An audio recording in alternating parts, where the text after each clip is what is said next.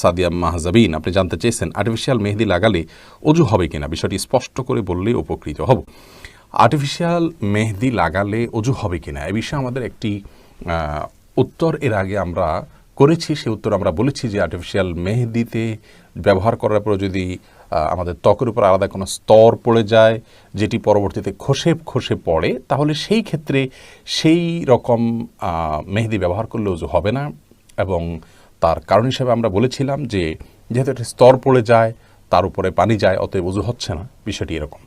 কিন্তু এ বিষয়ে আমরা বিভিন্ন ভাইদের সহযোগিতায় আরও গভীরভাবে পর্যালোচনা করার সুযোগ পেয়েছি এবং তার মাধ্যমে আমরা জানতে পেরেছি যে আমাদের আগের দেয়া উত্তরটি সঠিক ছিল না, যার কারণে আমাদের আগের দেয়া উত্তরটি আমরা প্রত্যাহার করে নিচ্ছি এবং নতুন করে আমরা বলছি যে আর্টিফিশিয়াল মেহেদি ব্যবহার করলে ইনশাআল্লাহ অজু হবে। আর্টিফিশিয়াল মেহেদি ব্যবহার করার পর আমাদের যে ত্বকের উপর থেকে খসে পড়তে দেখি আমরা, এটা আসলে মেহেদি নয়।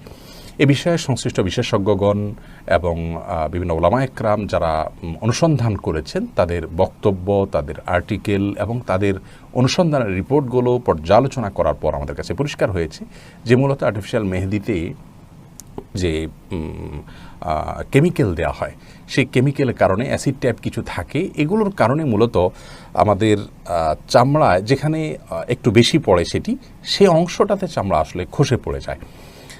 এখানে ওই চামড়ার উপরের যে চামড়া খসে পড়ে বলতে চামড়ার যে উপরে আপনার সূক্ষ্ম স্তর বা লেয়ার আছে সেটা খসে পড়ে। এখানে খসে পড়ে এটা যে মেহেদির আবরণ বা মেহেদিটাই খসে পড়া বিষয়টি সেরকম না। মেহেদিটা কালার হয়ে আমাদের শরীরের সাথে মিশে যায়, আর খসে পড়া বিষয়টা হলো আমাদের চামড়ার উপরের সেই সূক্ষ্ম লেয়ারটা।